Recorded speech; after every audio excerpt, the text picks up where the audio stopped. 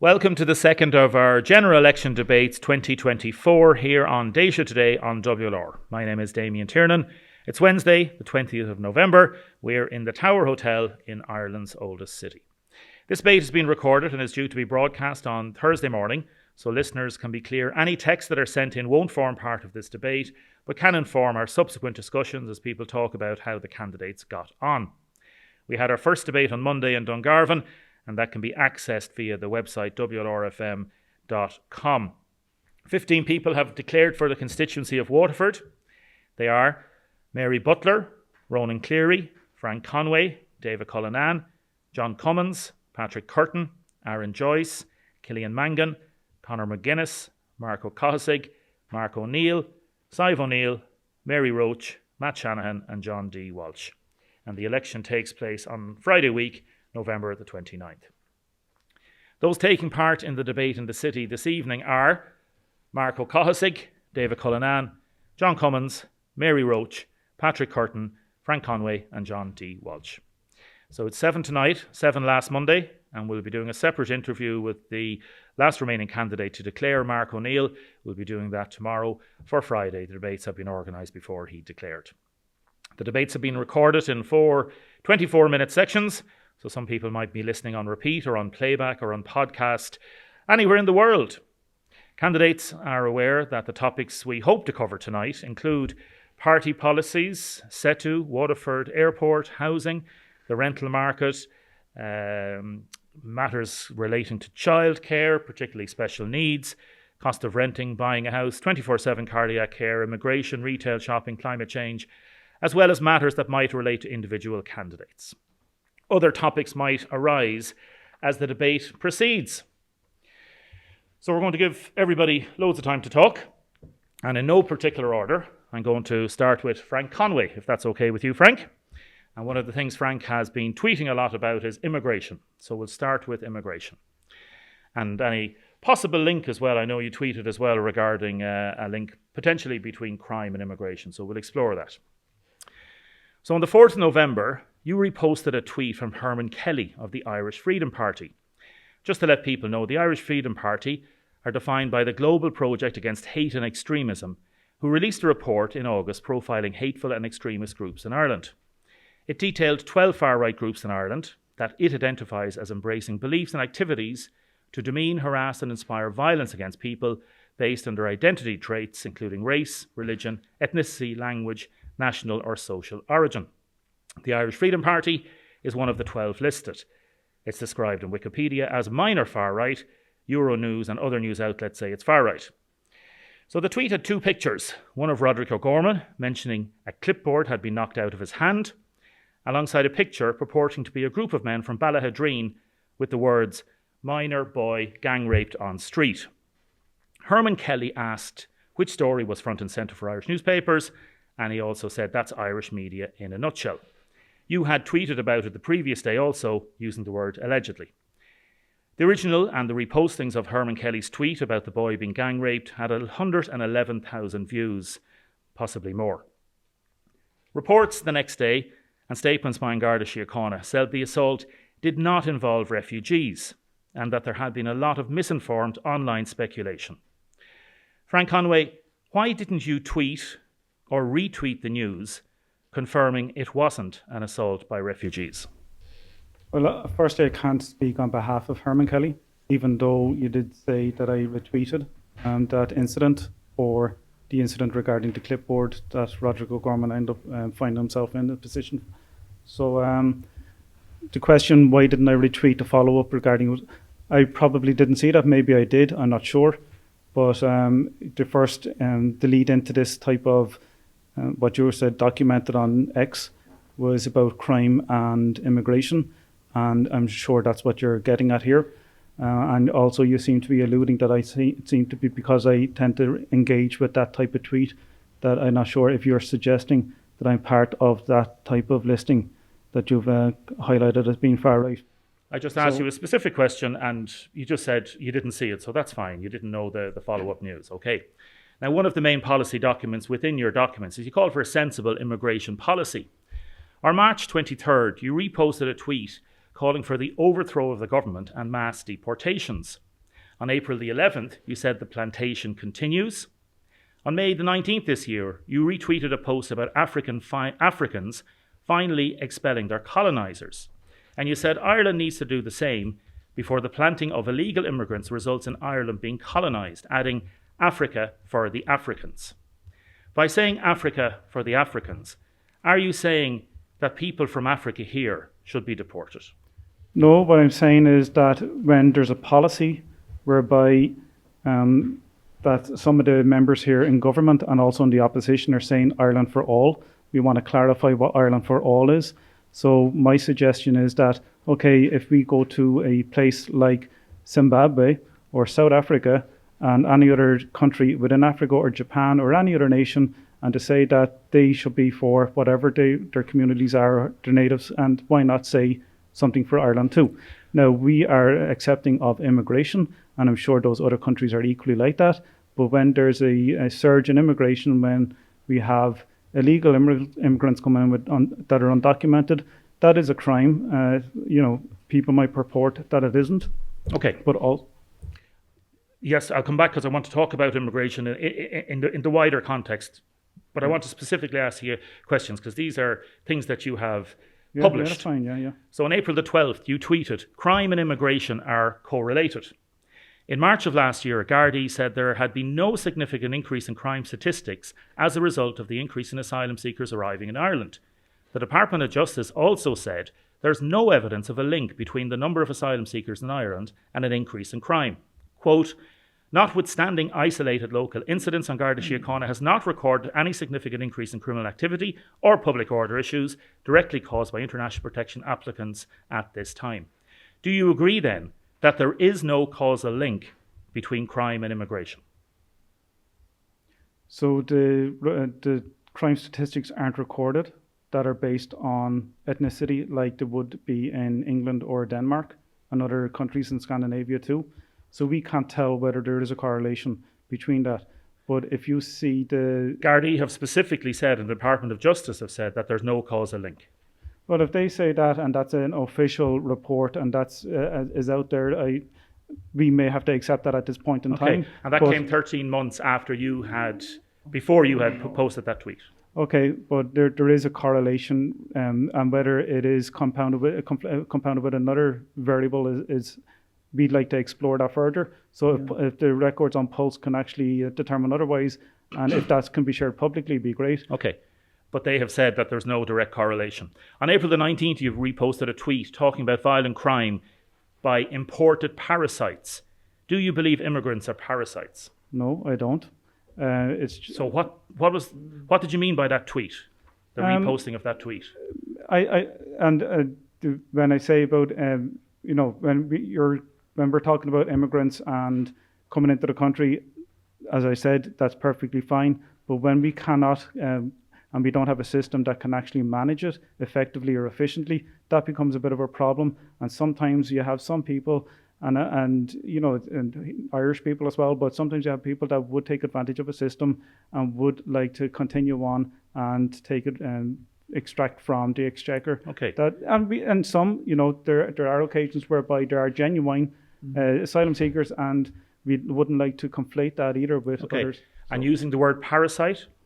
I guess it's an analogy, I know it's derogatory in a way, and Are you sorry you reposted it? Well, I'm sure, I like to say that if it is derogatory and it would offend people, yes, I would. Okay. Yeah. We'll talk about now what the government parties have been doing. I'll come to you in a second, John, absolutely. Just want to finish off finally with the tweet. So on May the 10th, you reposted a tweet defining treason in relation to the importation of foreigners. October the 14th, you asked, what's the punishment for treachery and could Pascal be a plant? September 14th, you described Roderick O'Gorman as a traitor. On September 18th, in response to a tweet about Roderick O'Gorman allegedly dodging a child safeguarding question, you said, referring to those on the podium, including O'Gorman, all of those are complicit in the sexualisation and grooming of children. So the punishment for treason under the 1939 Act is that every person who commits treason within the state shall be liable, on conviction thereof, to suffer death. So you've spoken in other matters regarding the government and the government parties and Sinn Féin. So do you believe the Irish government should stand trial for treason? And if they're found guilty, what would their penalty be? Well, if it's in the Constitution, that, as you outlined, obviously that wouldn't be I wouldn't like to see that in terms of a finality in life. But it's again just a whim in terms of, and I guess where it might be controversial in the way it was actually expressed. But yes, these are sometimes a situation whereby if a government official tends to be silent on issues like children missing in Tuzla and the child trafficking and human trafficking that goes into the country, and they remain silent, silence is complicit. Do you believe Roderick O'Gorman has been grooming children? No. Why then did you put up, in response to a tweet, saying everybody on that platform, including Roderick O'Gorman, are complicit in the sexualisation and grooming of children? Silence is complicit. So you do believe that? No, not directly. Are you seriously think that I would suggest that he would be actually grooming children? If there are child groomers, we see it in England, there are gangs, and who knows if it's actually happening here in Ireland. And also there have been cases whereby children have entered the country with adults, those adults abscond, those children were only used maybe as a gateway, or perhaps there are, and there was a Nigerian girl found in a brothel 12 months after she arrived into the country. The government remained silent. The Minister for Children, Roderick O'Gorman, is complicit in the silence that the government are doing. So yes, they're facilitating, not facilitating, but they should be actually doing more to safeguard children and to safeguard humans. So you don't believe Roderick O'Gorman has been grooming children? No, even though you did retweet complicit in the sexualisation and grooming of children. No, he hasn't. But he hasn't. He hasn't. No, but remaining silent is being complicit. Okay. You're dropping the safeguards and the protection of children in this state. If there was 100 international protection applicants going to be brought into Waterford, John D. Walsh, where would you put them? On what basis are they coming into Waterford? Could you inform me? Could you answer the question, please? They're coming in because they're claiming asylum. Again, we'll talk about issues regarding asylum, but if they're coming in, where would you put them? I would put them in a place that was far away from where children come together for schools and so on. And why is that? Because the simple reason is that we don't know who they are. And if they have been vetted, and if they are seeking asylum, would you put them into a place? Where would you put them? You were saying they have been vetted. No, I'm saying if they have been vetted. If they've been vetted. Yeah, well, if it's clear that they're not criminals, or they have no record of criminality, right, or they have no record in terms of social upheaval wherever they were. Okay. Then that's no problem. Okay, so you'd put them anywhere? Oh no, well I'd put them in a place that would be, as I said, I wouldn't have them mixed in too close to the population. Okay, right? So in a kind of a holding centre or something? Yes, yeah. Okay, would that be like a prison type of thing, or what would it be like? I wouldn't say. I wouldn't think. Okay, but would they be allowed freedom to move? Well, yes, they would be allowed freedom to move. Yes, they would. Okay, yeah. Okay. David Cullinan from Sinn Féin, ye have said in your new immigration policy that you would only put IPAS centres in affluent areas, effectively. What do you mean by that? And answer the question, please, in relation to Waterford. Describe an affluent area where it's not beside an area that doesn't have resources. Well, first of all, what we say, Damien, is that IPAS centres should be in areas where services are available.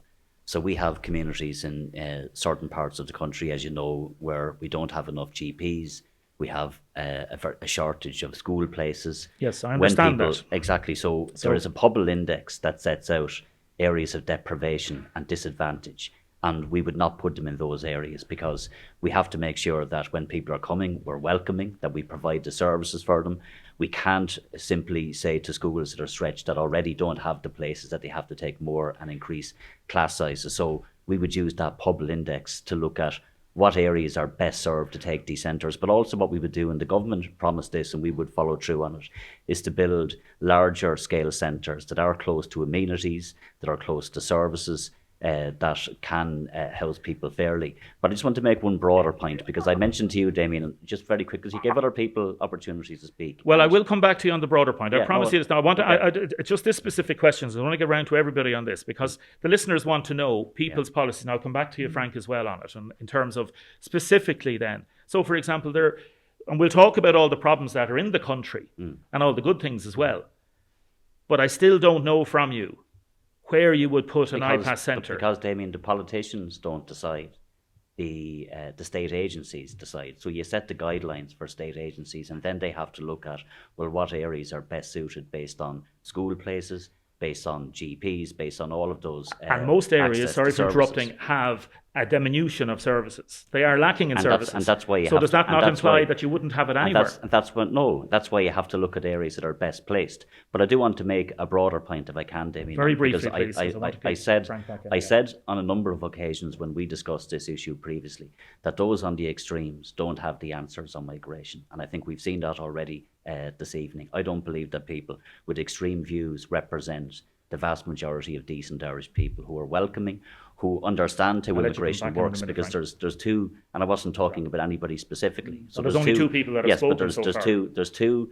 There's two elements to migration and immigration. One is that there are work permits where people come here, invited into Ireland to work in our hospitals, to staff our hospitals, and we wouldn't be able to survive without them. And the second are people who are seeking international protection. Some of those will be granted asylum. Some of them are fleeing war. Some of them are fleeing other dreadful circumstances. And I believe the vast majority of Irish people are fair-minded and decent and want people to be treated humanely. Okay. Mary Roach, what would you do? Where would you put the iPass centre? Well, we already have a number of iPass centres in the city, Damien, that operate without any of the horrific things, and without, there's been framing of people coming in here basically who don't have the same skin colour as us, as parasites. And it's extremely negative. It's extremely exaggerated. It's extremely weaponized to endanger, I think, quite frankly, a very minority, a very vulnerable population. And, it's very disingenuous of people like Frank to be saying that they're looking after they're worried about the children. They are not worried about the children. They are racists. That's the bottom line. Frank, I'm going to let you come back directly on that. Can I address David's points first, if that's okay? Again, we'll have more time, so briefly, specifically on the question. You said politicians don't have a say in it. People were told that people in communities don't have a veto on who comes into their community, firstly. I rang 9 GPs in Waterford. Only one has availability, and they don't have any waiting. There's no waiting list and so on. So regarding GP access, whether you're in an affluent area or not, there's no services there. I know there's more than one service in GP. I'd like to know what how Mary might define a racist, but somebody who thinks that people with one colour skin, Frank, quite frankly, are better than people with another colour skin. No one brought in race. I never mentioned race. But that doesn't mean I can't mention it. I know, but I never mentioned race. But if you're I think we can infer from the tweets that Damien has itemised at the beginning of the programme, and I saw you at an immigration protest standing behind 6 men in balaclavas and black suits who marched off in formation. That's the bottom line. The problem is people who have concerns about services in the community. Sorry, Mary, let Frank come back there, please. Frank has had quite a lot to say now. Yeah, fair. I haven't mentioned race either, Frank. No, I don't like that accusation. I don't know who comes along and ends up being at a protest either, and I have nothing to do with that at all. Regarding balaclavas, and if you want to go there, we can go there. Did you stand there, Frank? Did you stand there behind people in balaclavas? I stood at the bandstand. Okay. And David Cullinan was the president as well, but on the other side. He was on the other side, exactly. It doesn't matter, but I'm going to move on. Talk about balaclavas there, but can I just mention one point here? Actually, please do. Yeah. White people, if you want to talk about skin colour, but white people represent 8% of the global population. So if we're in Ireland, okay, we are an extreme minority as a global population. So people are worried. David was on about most people are welcoming. We're welcoming. I'm welcoming. I'm not racist at all. But when we're talking about a Red C poll where 75% said we have too much regarding immigration, we are moving too fast too soon, and we are crippling this country. That's because Fine Gael, like Fine Gael and Fine Gael are destroying this country fiscally. We are and I'll come back to that in a minute. Marco Kosig. Yeah, Damien, I want to say, and people know this, I taught in Tramore for 15 years, and Glornamara taught many children that came up from the direct provision centres that are in Tramore. And these When we talk about things like plantation and parasites and that kind of language, these are not faceless people for me. I see these children's faces in front of my eyes, and I imagine them sitting at home listening to the radio, or their parents who fled from all sorts of situations. And to hear those people, those children, described in the way that I've heard them tonight, and I try to imagine them at home, or to think of the people who are out in hospital, who nursed my mother through an operation recently, or brought my father back to good health, for them to sit at home or to be present in a hospital ward and hear this kind of language, I find it deeply upsetting. Just coming closer I find to it the mic deeply there. upsetting. Let me And ask you a specific question, though, Marco Costick. Yes. 100 iPass people are coming into Waterford. Where are you going to put them? we've already provided for, there are people in Viking House, not Yeah, but there's another not 100 coming in metres now from, in not a 100 few metres weeks' from time. us here. Where are you going to put them? Never an ounce of trouble out of them. We've had 2 direct provision centres in Tramore. There's a male-only direct provision centre just down I'm forgetting the name, and then Ocean View. So you don't have a problem them going into We've had working people in class Clonmel. areas or areas that... No, and I want to take David to task on that use of the Pobble Index, because that's a measure of socio-economic deprivation. It's not actually a measure of services, and David knows that well. There is, of course, an issue right across the country, and I'm sure we're going to get into it, about the provision of services, the provision of health service, accommodations, education services, access to disability services. But we actually have had a proud tradition in Waterford of providing for direct provision.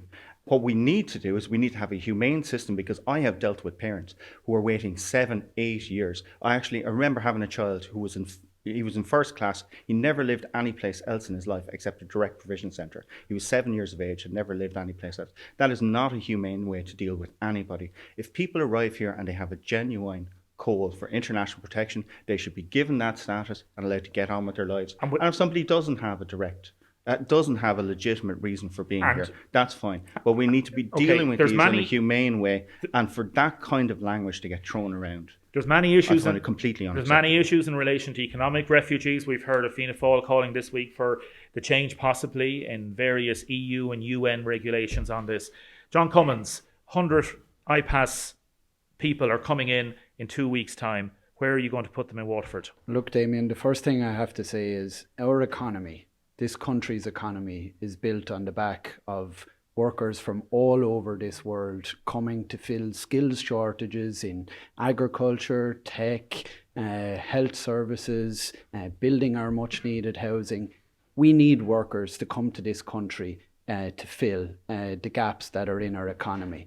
We also have another cohort of people that come and seek international protection.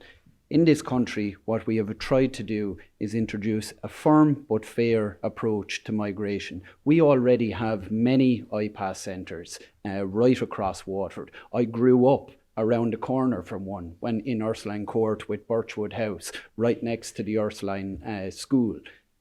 We have had many locations. This government has failed that have, to deal with immigration. I know there's been a massive... You're saying that. It has failed. Well, that's a charge. Hundreds of millions of euros have gone into the hands of private hotel owners and business people. So that's a charge that you're levelling. I don't believe we have failed. I believe we have responded to the best ability of the state to deal with the volume of people that have come into this state through international protection and through the war in Ukraine. And it's important to say that if we weren't utilising those private sector spaces, where would you suggest, Damien, that we would try and temporarily support people in accommodation? I'm not running for election. You failed to find out how many people were coming in. You didn't know the amount of people. Helen McEntee, for a certain amount of time, didn't know how many people were being deported. But let's look at what we have done. Okay, we've introduced a safe countries list. 16 countries now on a safe countries list. And the number of arrivals that have come from those countries that have been listed on the safe countries list has reduced by 70%. We've introduced checks on planes. We've doubled fines in terms of airlines. That's part of a firm but fair approach so that people who are entitled to be in this country, that are fully integrated and contribute to our society, and those that aren't entitled to be here, that are assisted to leave. And part of the criticism was that you weren't doing that in the first place. You've done that now in the last while, but you haven't done it in the first place, okay? And I can accept that everything hasn't been perfect, but when you're dealing in an emergency scenario, it's not easy to get everything perfect. 100,000 people who were, and a separate issue, but arrived on the temporary protection directive. Yes, I understand that. 100,000 people were accommodated. I understand that. We shouldn't minimise that. And the achievement, not of the government, but I think of the Irish people in terms of responding to that challenge. I mean, it shouldn't be minimised. I want to get Patrick Curtin in People Before Profit. What would you do? Essentially, I mean, anyone that comes into Ireland is very welcome, because if you go back in Irish history, the Irish went across the globe. We're all over America. We're all over Europe. What are those people saying about us? They welcomed us. We need to welcome everyone that comes into our economy in Ireland as well, and they need to be integrated into the community. So you'd have no limitation whatsoever? No, I wouldn't oppose anyone coming in. If they're seeking genuine protection, they need to be protected. They need to be integrated into our community. And what about economic refugees then? Does that not allow a lot of people in that would be economic refugees? Well, to basically sort that out, we need to put them into work. At the moment, the government doesn't allow them work. They're not going into our community to do work. They're just sitting there, they're doing nothing. They're leaving people that are coming in homeless, and they're also leaving the Irish homeless at the same time. But we need to be looking after everyone. And what happens if we don't have enough houses for them, or don't have enough places to put them? Before those people came in, we didn't have enough houses, and that's down to the fault of Fianna Fáil and Fine Gael. That's going on for years. They're in the power for over 100 years, and they failed miserably. David, they're well able to house everyone. So Frank 20 seconds, David. Frank spoke earlier about opinion polls, which talked about people's sentiment in relation to migration. And in my view, it wasn't that people were extreme in relation to their views. What it was talking about was that people want a more managed migration system.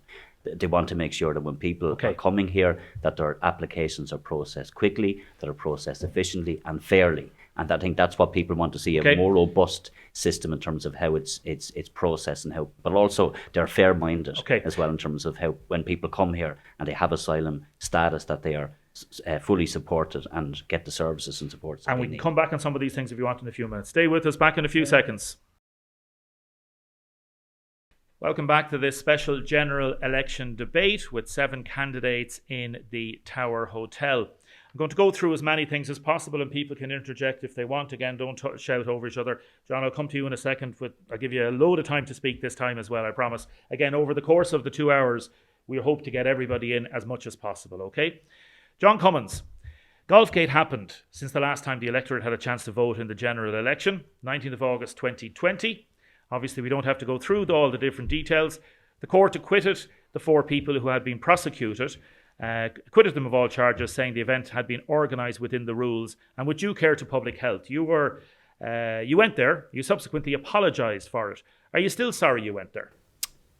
Look, Damien, that's something that I dealt with 4 years ago. I apologised at the time, and you'll recall on your programme I said that I was going to put my head down, work hard for Waterford. That's exactly what I believe I've done. And I was always brought up to be taught that it's how you react to the mistakes that you make. And I don't think there's anyone sitting in this room or listening to the radio programme this morning that will say that they haven't made a mistake. Okay. So I've moved on from that. I'm committed to working for Waterford. That's what I committed to doing at that time, and that's what I've done. And you were appointed then a senator. No, I was a senator. You were a senator, sorry. Yes, you were a senator because that was the point. The election was earlier in the thing. Okay. Now you've served in the Shannon with John McGahan, correct?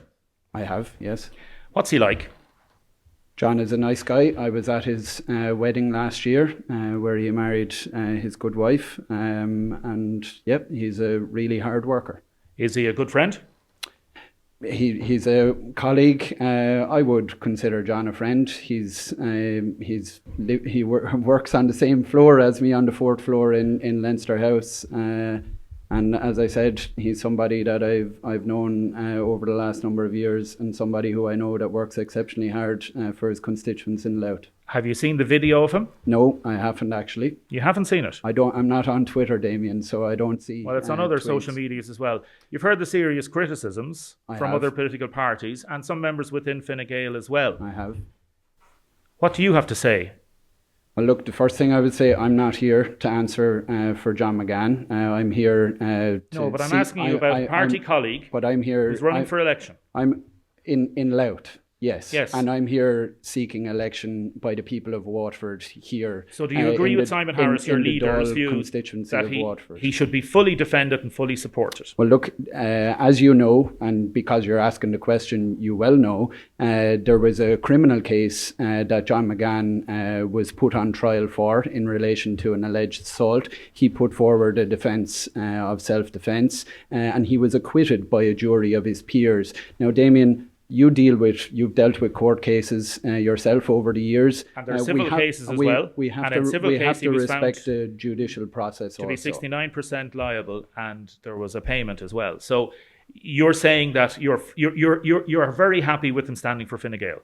Damien, it's for the people of Louth to decide who they elect, just like it's for the people of Waterford to decide I'll take that as who a yes. they That's fine. want I'll take to that as a elect yes. on Friday week. And he will go before the people, just like I will go before the people, just like everyone sitting I'll in take this that as a room yes. will do. And it's for them to decide who they want to elect. David Cullinan, Mary Lou MacDonald said Sinn Féin shouldn't have to answer any more questions on the IRA. After your last election, you roared up the Ra at your celebrations. How do you explain Mary Lou MacDonald saying that you shouldn't have to answer any more questions on the IRA when after your last election you made a direct reference to the IRA?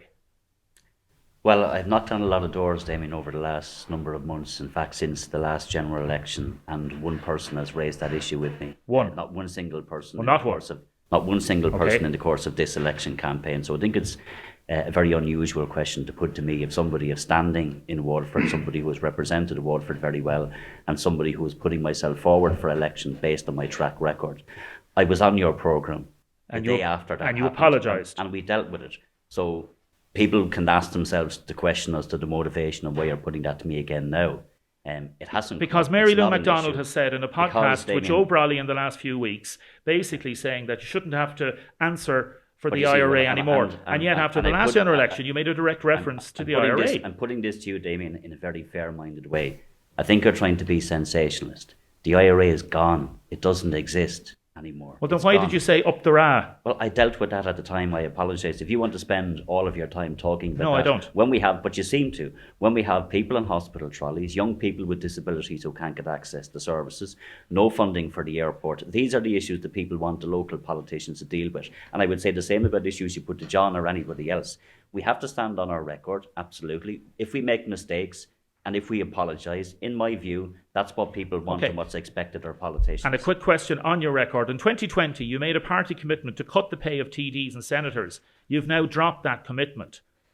So why should people believe you when you've changed your policy regarding cutting the pay of TDs and senators? Well, parties can always change their views on issues, Damien, as... Why did you decide to things change progress. it? Well, we haven't called for that over a long number of years. So this was going back, I think, around 2014, 2015. What we do support... No, it was in your and what 2020 manifesto, I thought. What we do support, Damien, is a cut in right? pay.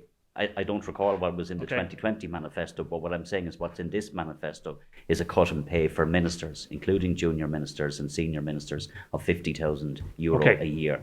And that's the Sinn Féin position. We also actually want reform of the expenses system. But parties will always reflect or change or adapt policies depending on circumstances. Okay. Marco Koslik, you've referred to the importance of honesty in politics. Your party is very strong on the need to reduce emissions as the climate warms.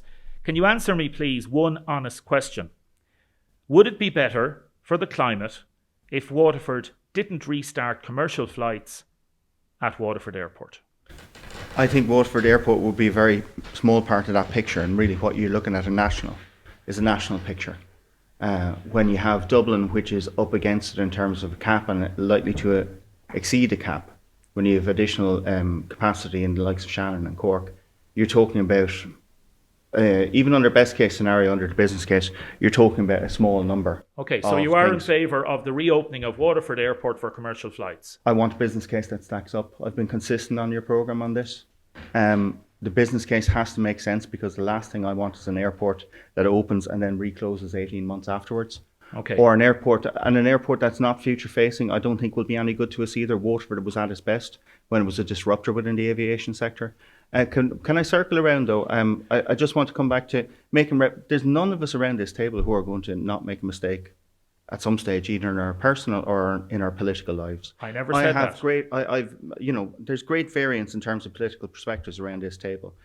John made a mistake, by God, he paid for it. David made a mistake, he came and spoke to you the next day. I'm sure I've made mistakes, but maybe we haven't adverted to them as yet. And I've made mistakes as well. Yeah, and I don't think... So John, there, but for the grace of God, go any of us. Well able to do it it. About me now, so yeah, I think it's important, and I do think it's important Yeah. what David said. We're here to talk about the issues. Very much so. And I do think it's important that the people of Waterford get to hear from the candidates in relation to those issues. Yeah. And Waterford Airport is one of those issues. And as you say, Senator, it's about how you respond to matters that come up in life. Very but much so. And that's why we're going to do that. Very much so. John D. Walsh, can I ask you, please, are you in favour of the reopening of Waterford Airport for commercial flights? I am indeed, yes. And how would you do it? Would you pump loads of money in, or what are you talking about? Well, we've got to find out what sort of flights would be coming into it and what it would be suitable for. It needs to be there for the purpose it should be developed for, Okay. Have you managed to read the business case? I haven't, no. You haven't, okay. Yeah. And in terms of the debate that's going on at the minute, where do you think blame lies, if blame lies anywhere in the situation we're at? Well, we've had a situation over the years where there's it's touch and go all the time. It's open for a while, then it's closed again. We need consistency, and I mean, Waterford should be a centre of excellence for all businesses. To come here, and we need to get the best people. Okay, John, I'll bring you back in a second on the airport. Yes. Patrick Curtin, on the airport. People before profit have very specific ideas regarding transport, and it looks like you're not in favour of reopening the airport. Well, I am in favour of reopening Waterford Regional Airport, Damien, and I've been vocal about this now for nearly 12 months since I first declared my candidacy when I ran the local elections, and I've been vocal about it for nearly 12 months now. So in Dublin, it's the main airport across the Republic of Ireland, but as Mark mentioned earlier, there's a cap on it, and we're going to exceed the cap. I think, don't hold me now to the figures, there's about a 32 million passenger cap on it.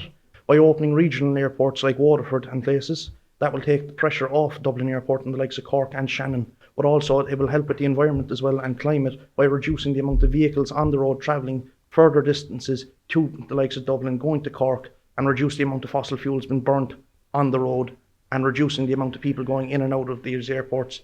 The regional airport needs to be open for Waterford because we're one of the 5 major cities across the Republic. It's going to benefit the economy, number one, within Waterford and the southeast region. We need to start linking flights, commercial flights, back between the likes of England, big travel place for people in Ireland, and certain destinations across Europe. Okay. Just the last thing I'd like to mention as well, Cork and Dublin bring in roughly about 9 billion or slightly over it for the economy in Ireland. Imagine what that could do for Waterford if we could get a portion of that 9 billion euro, and for the southeast region. That's my stance on it at the moment. Mary Roach, you were independent for a long number of years within Waterford politics, and you've joined the Social Democrats. Mm-hmm.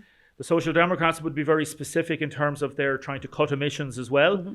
And yet you are fully in favour of the reopening of the airport, which would look at an increase in emissions. Yeah, not just me, Damien. The Social Democrats have committed to reopening Waterford Airport. And if aliens, I always think, landed and looked at Ireland and said, where should we put an airport? They would put it in Waterford, particularly to reduce emissions, because Waterford is the closest airport to Europe. It was built in the wrong place, though, wasn't it? No, it wasn't. It was built where the people put their hands in their pockets and paid for it to be built, quite frankly. It's one of the things I believe that is key to unlocking the future for Waterford. And look, I'm glad we're getting onto substantive issues. I believe that Waterford has been held back, deliberately denied the things that we need to compete with other cities. And the airport is one of those. And the Social Democrats have committed to extending the airport. Kerry Airport flies 380,000 people a year in and out of Kerry, makes a profit to destinations: London, Liverpool and Germany. Waterford had 140,000 people flying in and out per year. I did it myself at its peak, on turboprop airlines that nobody wanted to fly. You know, we came into the landing area with the Blas and the Tato crisps. So it is an absolute key, not just for people going out of Waterford, but also to drive investment for the companies in the region and indeed tourism. With the greatest of respect, substantive issues we've dealt with: immigration, different people's policies on it, things that affected politics here in the last 4 years as well. I know. I just think hold on. on. And up the Ra is a bit. So hold on old. a second.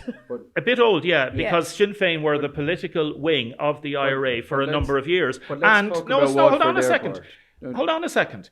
The issue of one of the senators who's running for election and violent assault was a political issue, and I've asked you that question. So I'm going to move on to Frank now, please. Frank, your thoughts on the airport, bearing please. in Waterford.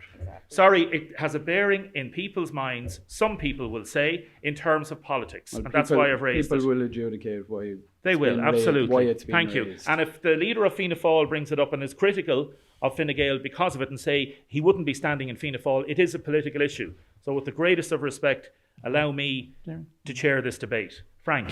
Look, it's hard to disagree with the comments regarding the Waterford Airport with the other candidates here. So totally agree. We should extend that runway. We should start bringing in more economy, more finance into the country or into the county, and that's going to serve the whole region. We have a university. We have the Keys developments that are all underdeveloped, but I think together that triage of opportunity here in Waterford will filter out and will have that knock-on effect. It'll bring a lot of confidence in here into the economy. The town is, you could say, decimated regarding tourism, and we need the tourism in here. I don't know why people are not turning up to County Waterford. Beautiful place. The countryside is fantastic, but we need the whole, we need the government, whoever's going to be the next government, and we need to just put it to bed. Either allow those investors to tell them with conclusion they're willing to put up 100 million in order to extend this runway. Either put it to bed and forget about it, or extend the runway. And who would you blame for the lack of investment so far? Would you blame the Greens? Would you blame Minister Eamon Ryan? Well, if Mark McCaustic is in agreement of extending the runway, I don't know if that's a political policy for the Green Party. But I have a lot of things that I don't like about the Green Party. To be honest, they're destroying farmers' livelihoods. But we'll get there in a way anyway soon enough. But having said that, to me, brother. Exactly, and you should listen to him. Kind of you should absolutely. You're very much a feely person. You're talking about feelings. All your three comments are about feelings. Okay. We need hard facts. We need to put cement on the ground and build that runway and get money into the people's pockets. I'm going to bring John back in a second. David Cullinan. So there's two key priorities for me locally, Damien. One is to develop Waterford ports and to make sure that we can be a world leader in offshore renewable energy. And I think there's potentially hundreds of millions of euro of investment that could come into the southeast, but also to develop Waterford Airport. They're not mutually exclusive. You can do both.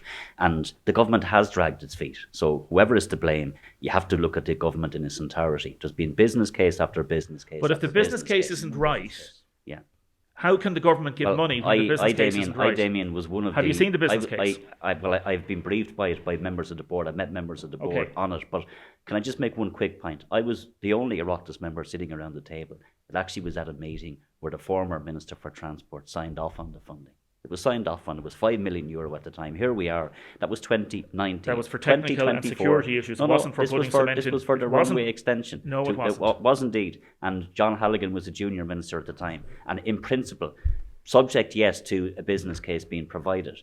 Here we are in 2024 and still no runway extension. And the airport is not going to survive unless that is made. And my party and my party leaders given a very clear, unequivocal commitment that we will provide that funding. John Cummins. But it isn't so clear in the Sinn Féin manifesto. Let's be very clear. What is very clear is the Fine Gael manifesto, because I got Waterford Airport written into our national manifesto. I believe that will form the basis for discussions for the next programme for government. But we need to have a strong Fine Gael TD here in Waterford in order to ensure that gets over the line. So my party is committed to it, my party leader is, and I've got the support of my party for the runway extension.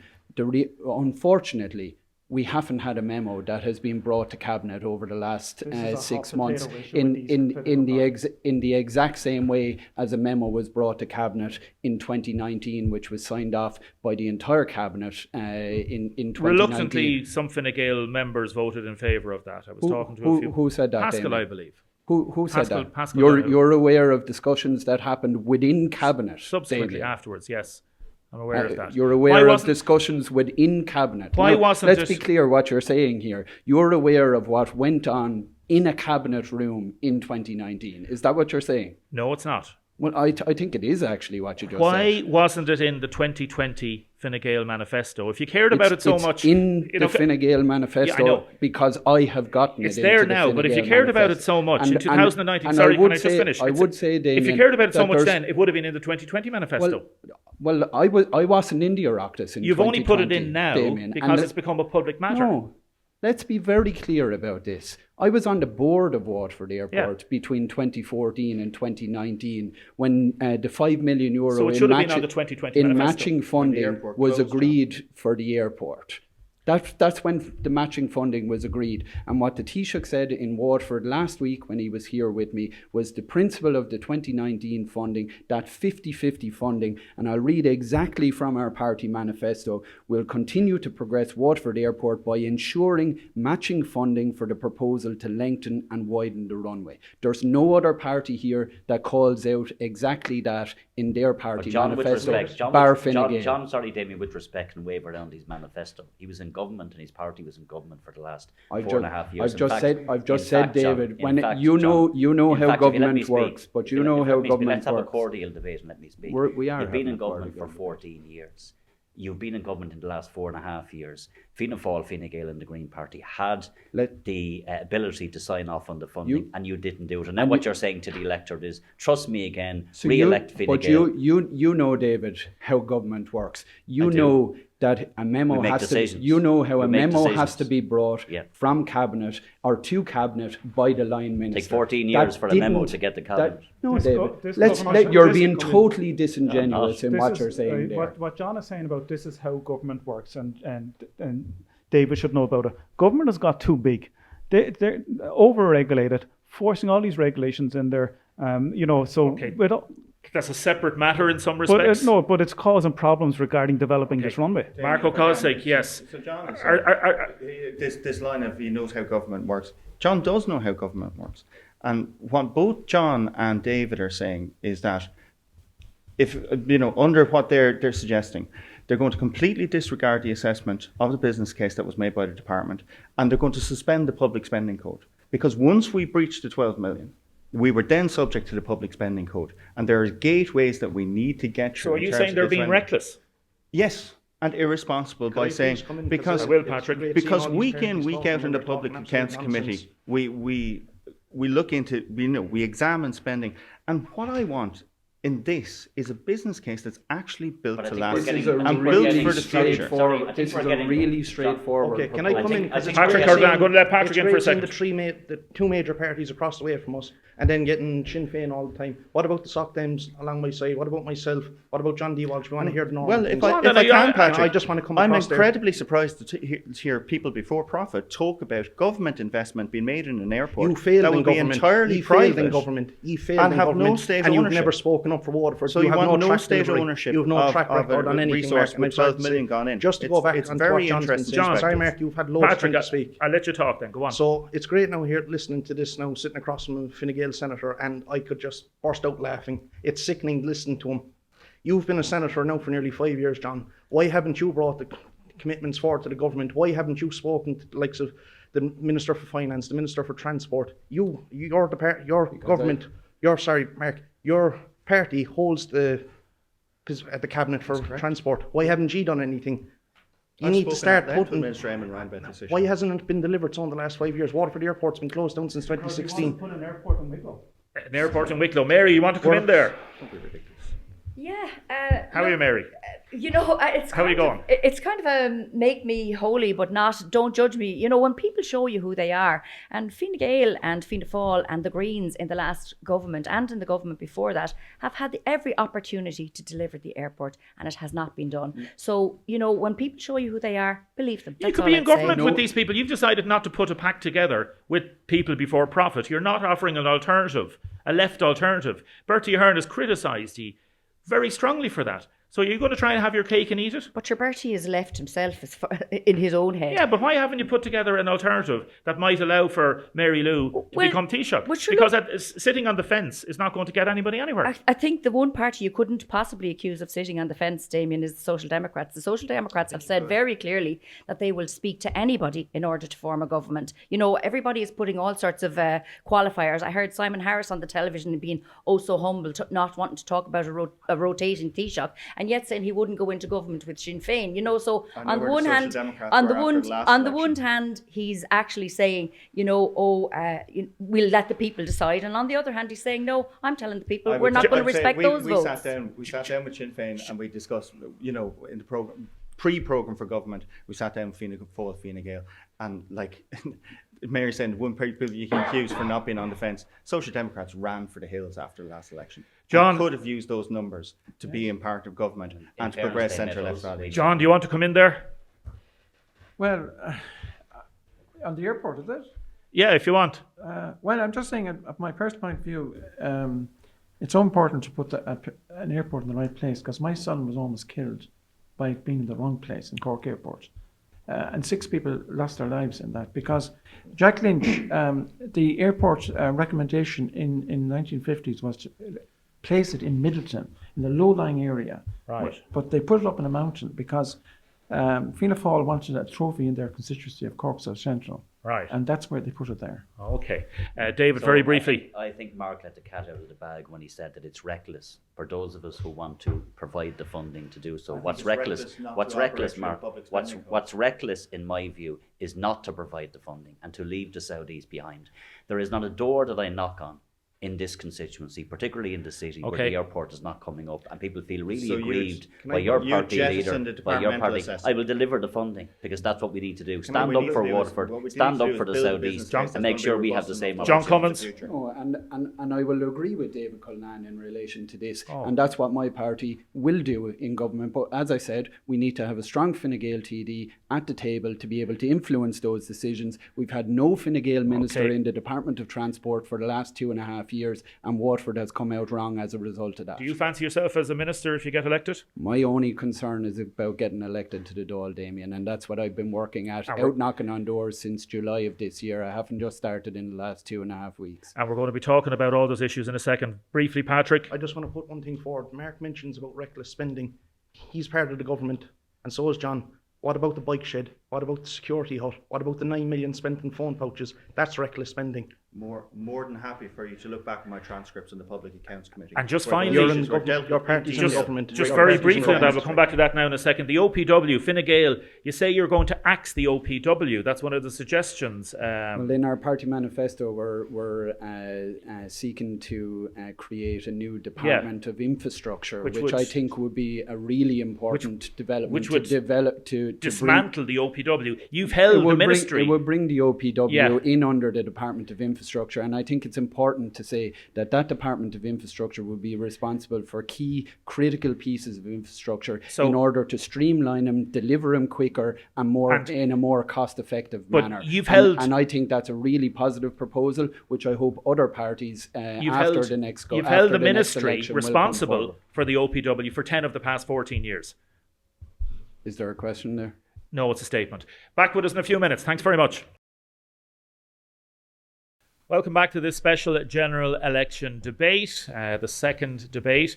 In the room, I have John Cummins, Fine Gael. I have Mark O'Connell, Green Party. John D. Walsh. Sorry, John. The party? The Irish People. Irish People, sorry. Yes, my apologies. Patrick Curtin. I have People for Profit. I have Mary Roach, Social Democrats. I have David Cullinan, Sinn Féin, and Frank Conway, Independent. The housing problems, 43% up since pre-COVID levels are rents. We've got 14,000, nearly 15,000 people homeless. How many affordable homes were built in Waterford in the last 4 years? John Cummins, any idea? About 170 occupied, about 200 nearing completion there now at the moment. Okay, yeah, in the last 4 years. That's affordable purchase. Actually, probably in the last 2 years, Right. because the Affordable Housing Act wasn't completed until the end of 2021. A lot of the issues that we've been talking about already are skirting around the edges, but they're part of it in terms of whether it be people's perceptions on immigration, it could be health, could be housing, all those different matters. Do you agree that you haven't done enough on housing? I think that we need to do more, obviously, in relation to housing. I think every party agrees in relation to that. But what I can see, Damien, is the trajectory going in the right way. You talked about Fine Gael being in government at the start of the programme since 2011. When we came into government in 2013, there was less than 5,000 homes built in the entire country. There was 33,700 homes delivered in Ireland last year. 500 first-time buyers every single week now are purchasing their first home in this country. Our commencement data is very positive. 50,000 homes have commenced construction in the first 9 months of this year. Of course, it's not enough. We need to do more. We are doing quite well in Waterford. Are we doing enough? Of course not. But delivery in terms of social through all of the streams, affordable purchase and cost rental and private homes are all increasing in Waterford. As you say, 2011 you came to power. At that time, 3,808 people were homeless. Leo Varadkar, I interviewed him, he said it kept him awake at night. We now have 14,760 people homeless. That's disgraceful. Nobody on this panel wants to see any person homeless, Damien. What I can see, though, is that the number of people exiting homelessness every single quarter is increasing because of the number of social homes being delivered, the highest number since 1975 in this state.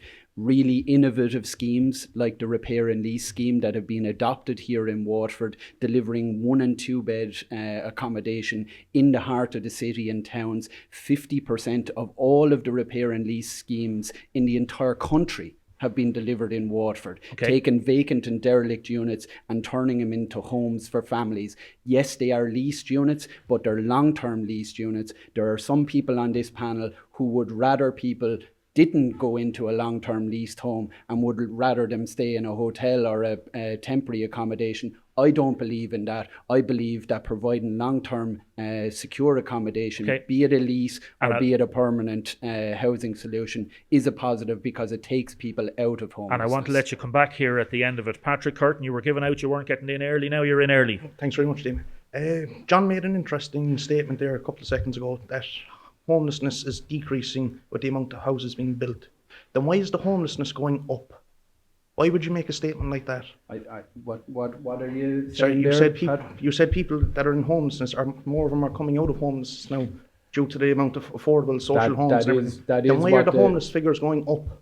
Because the number of people entering homelessness is obviously increasing, and until you get to a situation where the equilibrium is tipped in the opposite direction, where you have more homes being delivered and more social homes, which is at its highest level since 1975, but we need to continue that trajectory in the positive direction. We're at 9,000. We're at 9,000 social homes now. You're failing every miserably. year, and we need to get that since to 12. And you've been failing miserably, very miserably. You're letting homelessness go through the roof. There's over 4,000. Let's talk about Waterford. How would you? Let's talk about Waterford. Within the southeast region, Waterford has the highest Let's talk about homeless population. Waterford. Waterford has the highest homeless population in the southeast region, and that's due to your government. But your government is failing on all levels. What are the total numbers in There's Waterford? over 100 within Waterford. In Waterford. I'm going to try and let you get back in now in a 200. second, Patrick, okay, in a second. Frank Conway, how would you build more homes in Waterford? Well, again, we were saying that the government, we seem to, many sectors are over-regulated, okay, and there's restrictions on planning. There are a lot of delays, and I can understand where those delays could come in, and, and we see situations, for example, in the Gaeltacht on Rhine.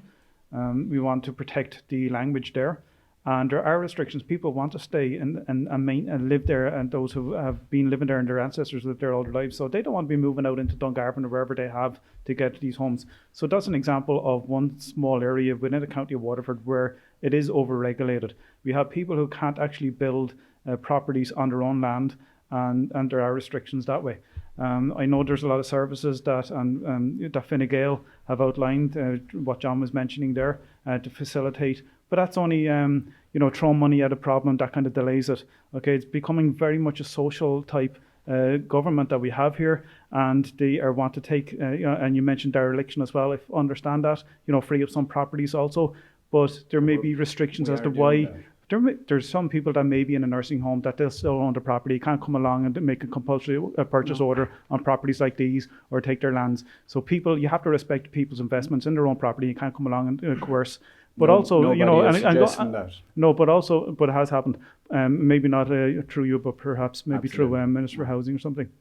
But you also have the issues of, I don't want to really go back to it because you don't probably want to either, but the immigration issue as well. There's issues whereby, and it was reported on one of the, the main, one of the newspapers, and this was 2 years ago, that 50% of properties that are being purchased in rural parts of the country are from foreign, whether they're from foreign entities, whether they're individuals or companies. And we see Fulcher funds in Dublin taking up to 90% of the properties in a housing estate and leasing at €3,500 to people who want to own their own homes. So it's becoming extremely difficult. So you're saying vulture funds are buying houses in rural areas? No.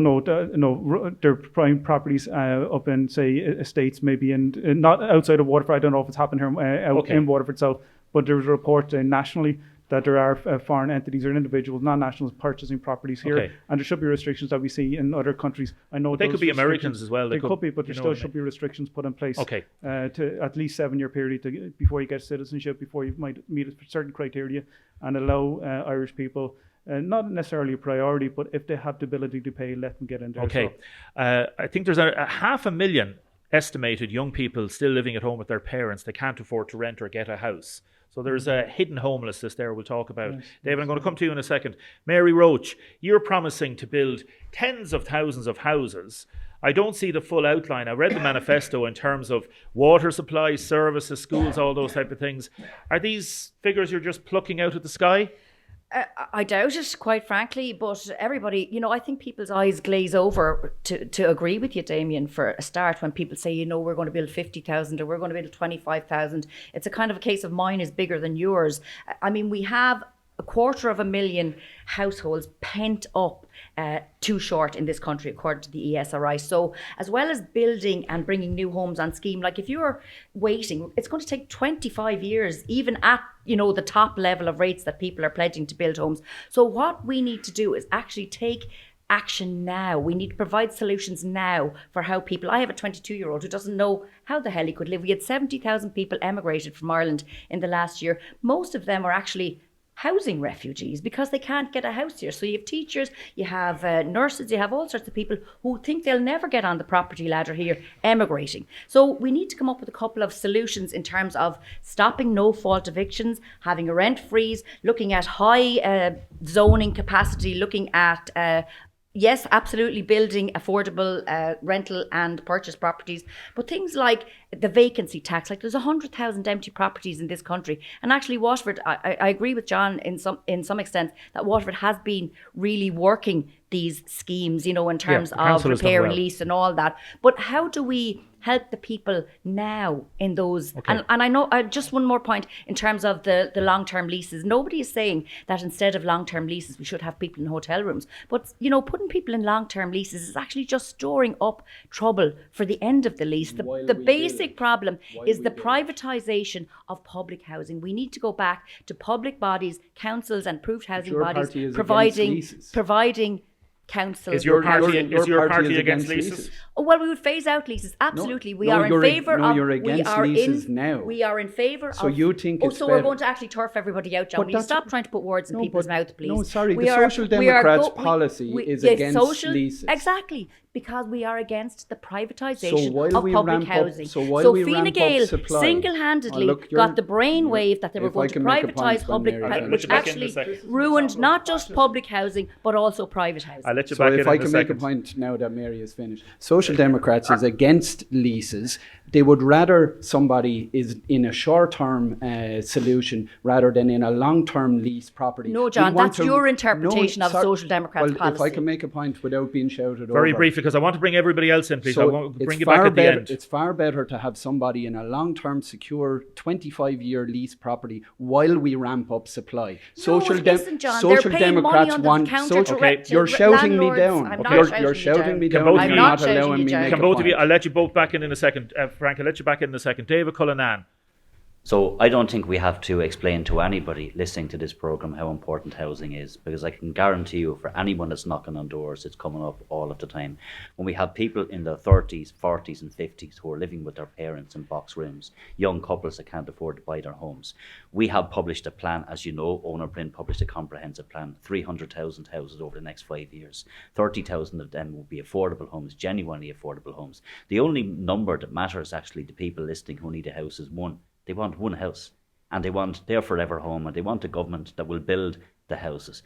This government, and Fine Gael have been in government for 14 years. All of the schemes they've put in place have been inflationary, have driven up the price of houses. So if every single month when the daft figures come up, what do we see then? House prices going up, rents going up all of the time, and we're failing people who are locked out, a whole generation locked out of home ownership. And I go around this state meeting healthcare professionals, and people who are telling me they're emigrating.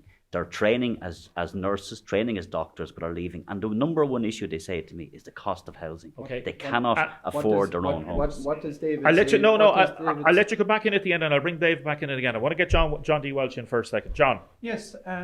Well, I'm finding at the doors that the biggest issue is housing, because we have a slogan on our Irish National Alliance. A house for everybody except you. People are saying the Irish people are at the end of the queue. I have a situation at home. I have 3 sons, and 2 of them are living at home on the queue for housing for years. One is 37, the other is 42. My 3rd son had to emigrate to America, and he's living in a beautiful house now in North Carolina. But to bring it forward to an item that was on the Kate Cannon show 2 weeks ago, and this really highlighted the situation.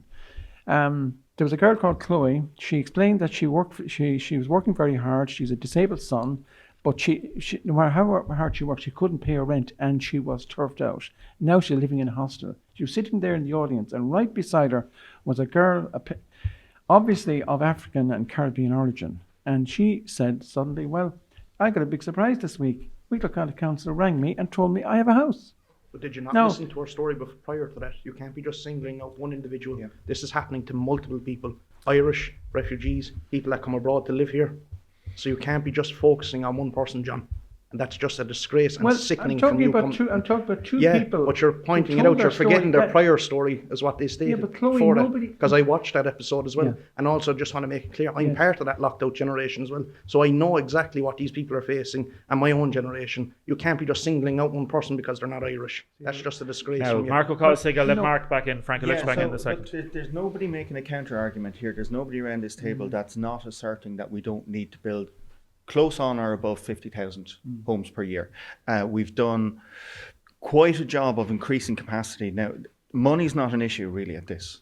And in fact, if you chase this with more money, you'll lead to inflation.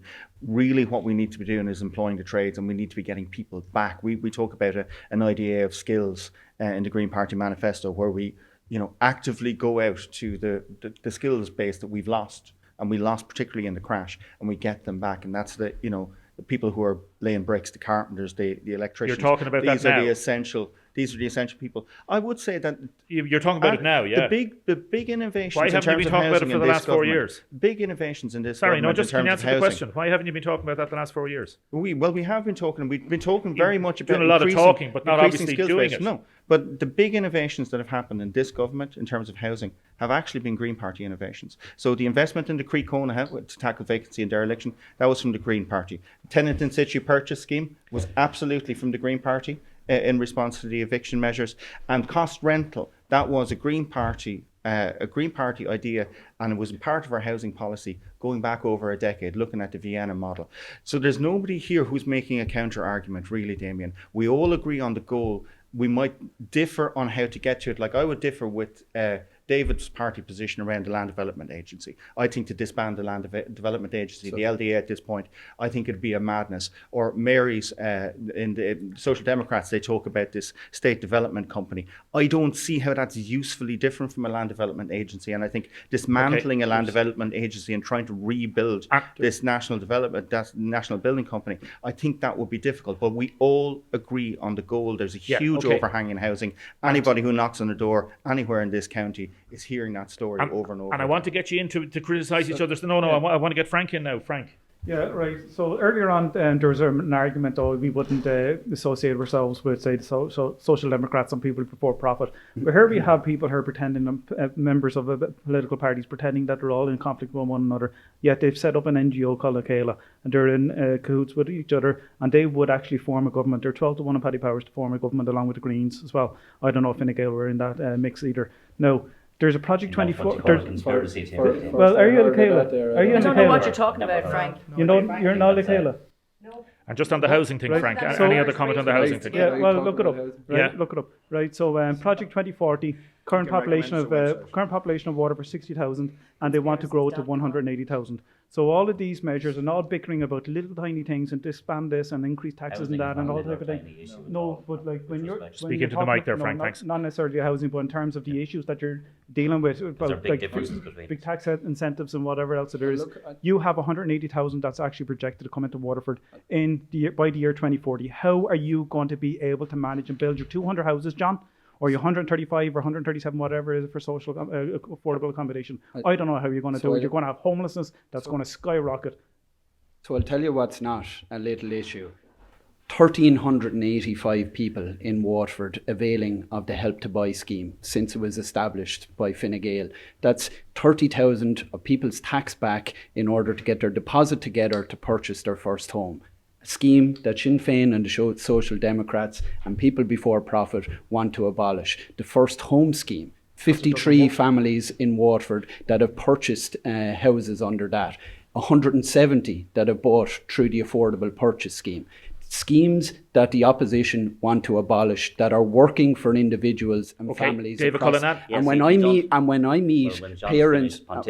I meet parents on the door who are talking about their son or daughter, and they say to me, "How are opposition politicians proposing to abolish the very thing that assisted their son or daughter to purchase their first home?" Okay.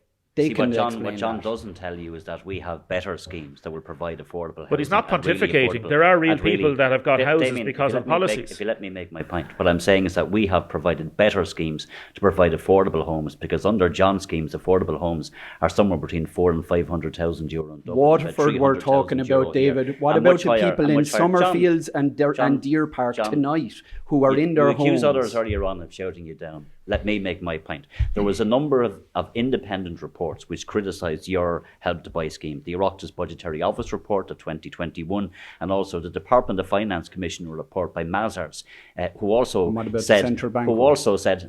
said that your Help to Buy scheme was inflationary and drove up the price of houses. So the people listening to this programme want genuinely affordable homes. Your schemes have failed. So they know your track record on housing, your government's track record on housing. What you have delivered, month on month, year on year. David, I'll let you back in. I'll finish on what you've delivered, because you need to hear this, because it's been said to me on the doorsteps all of the time. I'm faced with higher rents. I'm faced with house prices which are beyond my means. I have children, if they're parents in their 60s and 70s or younger, who can't fathom how their younger children cannot afford to buy homes. And that's the reality. Okay, let me there for a second. So David, under your government. So David, I'll put it to you and to the Social Democrats here. Under your proposals to abolish the Help to Buy, you're saying that you're going to deliver genuinely affordable homes. Let's say the figure that you're talking about, €270,000, 250,000 in Waterford. Under the central bank rules... Not in Waterford, no, you didn't listen to what I said. Under the central bank rules, that requires a 10% deposit. How are people going to get that deposit when you take the legs out from underneath them by abolishing the Help to Buy? John, the very people you're talking about... Answer the question. The very people you're talking about can't afford to buy any homes. They have no options. Our scheme is designed to provide genuinely affordable homes. Look at the people in Summerfields and Deer Park, David. What about tonight? What about Look at the people in those houses tonight. What about Frank's comment that we just won't be able to build enough houses that are planned to come in. People Well, are, obviously I there think we was should show that level of ambition in Waterford because yeah, we because do want to grow this. we do need more skilled labour. Absolutely, that's why one of the problems actually in attracting and having those skilled labour is actually ironically housing, because they need to be housed as well. Patrick Curtin. I just want to put a statement forward to everyone here. Don't look at me as a candidate, look at me as a constituent. I'm 27 years old. Last year I applied for a mortgage through the Bank of Ireland. I was awarded €80,000. Okay, to buy a home in Waterford. I had a €10,000 deposit ready to go. Where am I going to get the other over €100,000? Your Help to Buy scheme isn't going to give me that. The average house cost in Waterford is over £250,000. I was earning over €30,000 last year at my previous job. How am I going to afford to buy one of your houses? You're not delivering houses. Your Help to Buy scheme doesn't work. You're talking waffle today, and so is your government, and so is your party.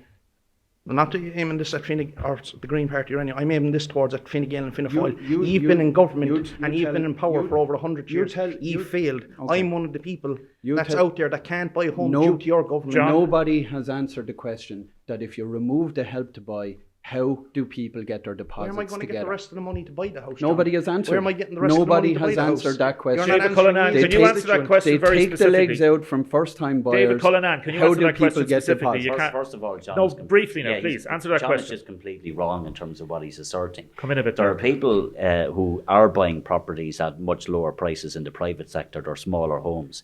It is not beyond us to provide genuinely affordable homes at around €250,000 on average across the state. You are not, John. That's an average. It would be under our scheme. We're John, doing it. You don't have to keep shouting people and interrupting. We're doing it, David. We're entitled to have our say, right? You've had 14 years to deliver. You haven't done it. The people listening to this program, the people listening to this, are you denying the people people listening in houses? Well, I will tell you this, John. This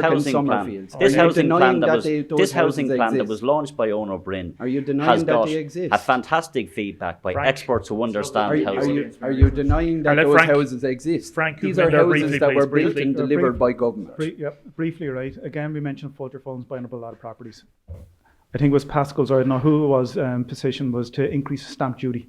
That had no effect. They were willing to still do it, right? But that's no effect. On the 15% okay, but like they should be. But they shouldn't allow that to happen. As Patrick correctly said, people like Patrick and Ivacade who will probably enter the market, he cannot afford. He should be able to buy a home, given his wage. It's not a livable wage. I don't even like that word. But the government are interfering with the market. There's a concept called crowding out. They are competing directly with Patrick. So are the Fulcher funds. Ryanair bought up a lot of properties. I think it was Ryanair bought up a lot of properties in order to house the pilots and the staff.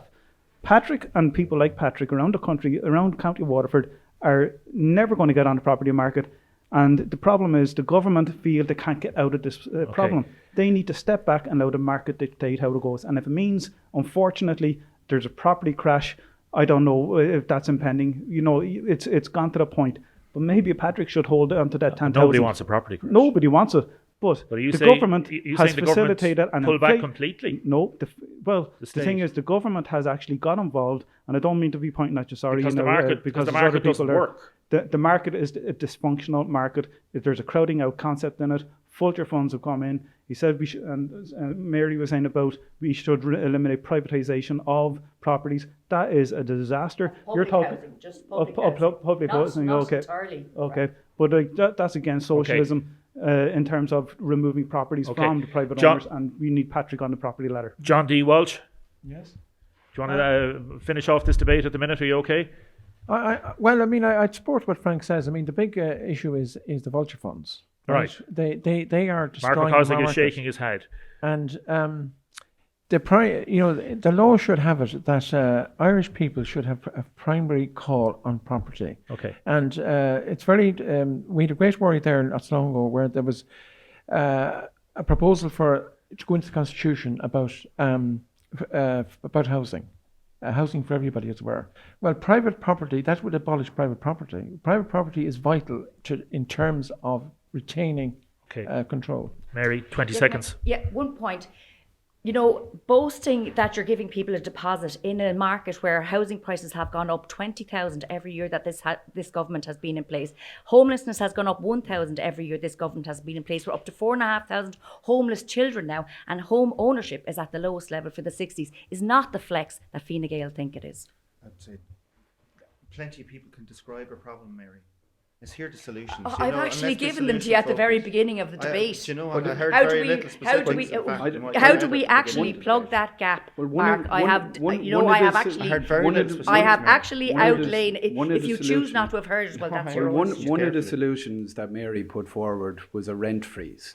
It sounds great in theory. What happened when the Berlin government introduced it? I don't know what It reduced supply by 50%. Now, there's not one person. Your party that colleague is arguing with you. There Your party colleague is arguing There is no supply anyway. There's not one Have you person could looked at suggest the rental that market? is a You positive cannot thing. rent a property in But Waterford. It is Stay with us. extremely Back in a few difficult. minutes. Thank you very much. Mark O'Coslick, what are the issues that are important for people in Waterford? 24/7 still hasn't been delivered. The North Quays is being done with a far lower retail outlet. Retail is in a really bad place in many parts of Waterford. What are the issues that you think are important for people here? So those issues are of critical importance. I would say on the 24/7 issue, 24/7 absolutely has to remain the critical goal. But when I compare where we are when I came into government in 2020 versus where we are now, so when I came into government in 2020, we had one operational cath lab. We were operating 9 to 5. If you look very closely at the programme for government, you'll see my handwriting where it talks about the building of a second cath lab. I know there was work underway on that already. We have a second cath lab now in place. We have an 8 to 8 service in 5 days, and we need to move, like we have that recruiting piece, which was well fleshed out in the previous debate that you have. We need to move to that. SETU, absolutely mission critical for Are you Waterford. really We need big disappointed capital. that SETU has still only got around 35 million, not even in capital funding, where they're looking for 250, 300 million? You're in education. Yes, I am. You must be embarrassed. No, I tell you, I'm intensely disappointed that we didn't get movement Disappointed on that engineering building. Okay. And that was a decision that I had, in fact, fully expected to be made. And the government has promised this, promised it. You're part of the government. You haven't delivered it. We've made good deliveries as well. You haven't delivered the engineering building. That Waterford Crystal site, that was not that wasn't in play at all in 2020 when we were discussing this. And both myself and John and Mary, to be fair, did a lot of work to make sure that Crystal building was applied. As I did. And I'm sure you did, David, to be fair. Recognised by Simon Howard, by the way. And that now we've doubled the footprint essentially, and we've moved the university closer to the city. The connection to the city is going to be much improved by that. Also, the pharmacy course, the delivery of the veterinary course. These are not small things. They're good things. Not absolutely. a finished job. We need big capital investment. But the president of SATU has called for a massive multi-100 million, 200 million investment. Mary Roach, Social Democrats. Yeah, in their strategic plan, SETU set out that they needed 350 million over the next 5 years to grow, and they have gotten 4 million in terms of capital development. It would make your eyes and your brain bleed, Damien, to go to any other university campus in Ireland and see the development that has been there. Waterford, again, I keep going back, and it comes up on the door, that Waterford is the forgotten city. And when I talk about this, I want to just clarify, I in no way want to denigrate the achievements of SETU, because whether under the designation of WRTC or WIT or indeed SETU, the college has always outperformed. I spent 20 years, Damien, on the governing body out there. I was a student out there. I was student president and vice president out there. So like WIT, WRTC, SETU is in my blood. But calling SETU a full university is like calling a junior minister a full minister. You're not sitting at the table with the big boys. You're not getting paid the same money, and you don't have the same autonomy. I explain it very simply like this. We need FAB. We need funding, autonomy and branding. We've got the branding. That's actually the least important bit of it.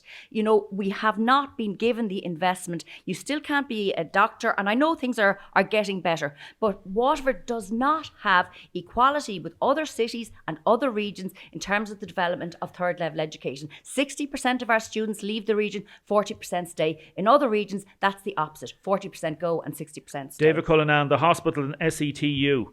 Yeah, so first of all, I want Seto to be the best technological university in the state. It is a very ambitious strategic plan that was published by the organisation up to 2028. They want to grow the numbers by 19,000 to 21,000 over the next number of years. We do need to increase the footprint. They talk in their plan about high quality research and innovation and linkages with industry. I had meetings with Waterford Port, 4 of them in the last year, in relation to developing the port offshore renewable energy, which they say could bring in hundreds of billions of euro. They're working in partnership with Seto. That's how important it is. In relation to the hospital, listen, there's been lots of promises again made by government parties over the last long number of years on this issue, and we've all laboured on it, we've all been out on the streets. We have to get to a point where we have full 24/7 cardiac services, in my view. I have fully committed to it. As you know, I aspire to be a Minister for Health. It may or may not happen. That's obviously up Well, to if you the don't get a electors. running mate in, And it if I- certainly won't. Well, I have an excellent running mate in Conor McGuinness. And who if you I don't get thought- him in, will it be a failure? I don't do failure, Damien. Okay. Well, if you don't get him in, then I don't do failure. okay. Well, we'll see then. We'll talk to you on the day after the votes come in. I'll humbly allow the electorate to pass judgment on my Very party's magnanimous of performance you, in this. Frank Conway, independent. Yeah, so I'm a lecturer at SETU. I've been there now over 20 years. Fantastic place to work. And as Mary said, it's unfortunate. It's unfortunate to see it's fantastic to see the capital investment being put in. Obviously, the old Waterford Crystal site, and hats off to the government and whoever else was involved in getting that going. It's a little bit too late. It should have been taken on board when we discussed it back in the year 2011, 2012, when property prices, and I know it's a government investment anyway. But we could have got that and I moved suppose on. there was very little money at the There was time. fairly they would little. have I said. understand. Yeah, that's true actually. And at the back of that, there was a building site ready to be developed, and that is still for over 16, 17 years now. The steel fences are still around that The green site at the engineering back. building, yeah. It's rusting. Parts of it are rusting for steel, like to actually see it like that. But at the moment, there's a situation in which we cannot actually engage with the students through our computer systems because of unfortunate situation where there was a cyber attack. Frank and honest, there's coffee shop in there, we can get the Wi-Fi. We cannot get Wi-Fi in our classrooms. So I don't understand why the little investment that would be put into in order to alleviate the pressures there by both staff and students is not. And unfortunately, the government should be helping the president and the members that are running, trying to develop this SETU as a vibrant, innovative, and culturally enriched community that would have very positive and multiplying effects on the whole region within Waterford. John Cummins, you want to come in both on the hospital and on SETU? Some very strong criticisms there. Yeah, no, like the issues are certainly, everybody agrees on them. We all want to see 24/7. We know that recruitment is underway to move to 8 to 8, 7 days a week, and to build beyond that.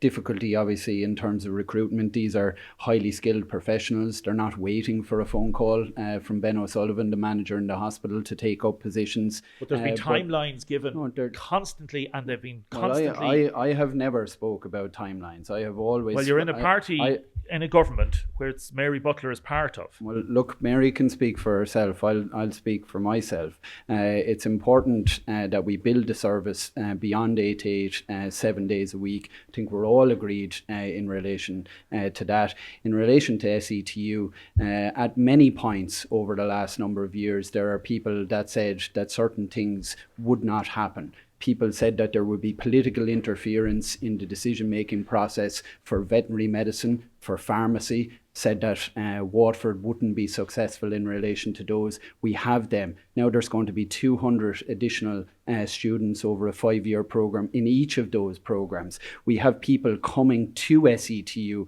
from the likes of Cambridge University, from Trinity College, in order to lead and take up programmes. And we need to talk up our university rather than talk it down, because I think it does a disservice to students and disservice to lecturers and the amazing staff there if we talk it down. But Mary Roach was very specific in the way she wasn't talking it down. I'm making a general point about talking. But I don't think anybody here is talking it down. I didn't say that. Nobody's I'm making a general point about people. And what about the funding aspect? Like, put the money on the table. Show me the money. In relation to that PPP project for the engineering building, I'm on record as expressing my utter frustration in relation to that. What I can say here, what I can say here, Public expenditure in well, higher well, what I Like you've had the what ministry. what I can say, if I'm allowed actually say, Yeah. what I'm going to say is those tender prices were submitted at the end of March this year. There is only one tenderer that remains in the process, and there has been significant due diligence and cost benefit analysis carried out in relation to it. Cabinet have agreed, subject to the positive cost benefit analysis, which has now come back, and commencement of construction will start in Q1 of next year in relation to that PPP building. John Walsh. Well, they are the I'll facts. let you come back in a second. John They are Walsh. the facts. John Walsh. John. Yes. Well, I lectured for a short while actually in the college. But the development of the college has to depend on a broader vision of where the country and the society is going. And my worry about these colleges is the introduction of censorship, the introduction of cancellation, stopping people with certain views from making their views known in the college. And I passed along by the college this evening, and there was these LGBT flags flying. I mean, that shouldn't be. That's not right. So Why isn't that right, I'm glad John? we're getting to the heart of the matter, John. We're talking about investment into the higher education institution Yes. that's going to serve the South East, and you want to talk to me about flags. Can I come in I think on we that? need to get serious here. Okay, to be Patrick well, I'm Cur- serious. I'm deadly serious. Patrick Can I come Curtin. in on that? Well, Yeah. first of all, I'm in agreement with everyone. We do need 24/7 cardiac care, Okay. but it needs to be done radically, and it needs to be done now, because it's an insult to the public. You can only have a heart attack between 8 and 8. Where are they going to go? Down to Cork? They'll end up dead in an ambulance. That investment needs to be done straight away and now, and the time should have been done in the last government. Just on SETU, as you know, Damien, I'm the former president of SETU Student Union, and I'm the advisor from last year. I sat on governing body, I sat on the capital projects committee, I sat on many things. I'm obviously not there, I wasn't there as long as Mary and Frank, and I haven't been around as long as other people. But there's one thing that people are missing. It's great seeing the introduction of the veterinarian courses and everything. We need to be very careful on what we say, though. We can't keep introducing all these courses and upping the number of students, because there's one thing that no one said here tonight at this table. We have a hidden accommodation crisis, and it's the student accommodation crisis. We can't be bringing in all these thousands of students every year if we have nowhere to house them. There's less than 1,200 available student accommodation in Waterford that's purposely student accommodation, and SET only owns about 420, 430 roughly. That needs to be a main priority, and SETU we need to get rid of the technological part out of SETU, because it's still WIT at the end of the day. Even though it says South East Technological University, we need the South East University, and we need to put in a borrowing framework for SETU. They need to be recognised by the European Central Bank, and they need full development of their own capital projects and get rid of public-private partnership. I don't agree with it, because if you look at formerly Institute of Technology of Carlow, they were able to build their own buildings. Waterford can't. David Cullinan, 1 minute. Well, I actually met with the former president of SETU with Patrick at a time when Patrick was in Sinn Féin, and we met with a delegation, a very senior delegation in the university, and it was actually about student accommodation, because obviously that is an issue. If we want to increase student places, that's what we need to do. There's other issues as well. As we mentioned the airport, we mentioned the university, we mentioned the hospital, but the port is a big issue. I know I've mentioned it twice, Damien. There is huge potential 3 times there. you mentioned it, yeah. But it's hugely important in terms of the type of investment and the jobs that can bring to the southeast region. We have to be looking at all of those issues, all of the infrastructure development that we can bring in. And I think that countries and regions that actually can sell clean, green energy will benefit substantially, because business and enterprise, they're smart, they'll move where the investments are, where the new technologies are. And I think with the airport, with the port, and obviously then providing the housing and the hospital, we can do far better here in the southeast. That's why I want Sinn Féin to be in government. We're looking for our chance. Fianna Fáil and Fine Gael have had 100 years. I think it's time that we tried a different approach. In different parties. Thanks, David. John, do you want to see the flags, the LGBT flags, taken down? Would you like to see the rowing back of the referendum on that? You know, the referendum in terms of different matters. Well, for some of us, we find it very uncomfortable. Do you support equality? I suppose equality. Then why are you against LGBT flags? Because we have, under the Constitution, every citizen is equal before the law. That's straightforward. And a flag is bothering you. Well, it is bothering me, yes. And why is it bothering you?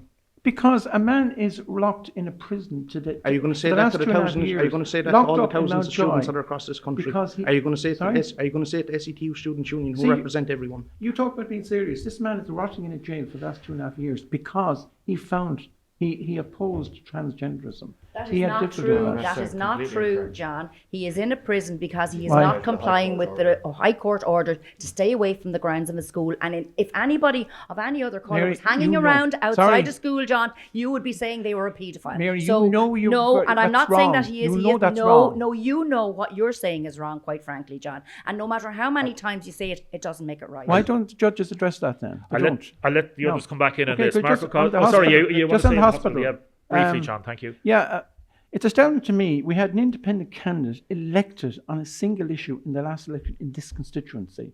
5 years later, the situation is still the same. Why is that? Marco Kosik. Yeah, I want to return to a point that David has raised a couple of times, which is around the Port of Waterford and the opportunities that exist there. And it's something that's not featuring in the election debate at all. When we're talking about offshore wind in the Waterford context, we're talking about an investment that's going to be into the hundreds of millions, if not into the billions.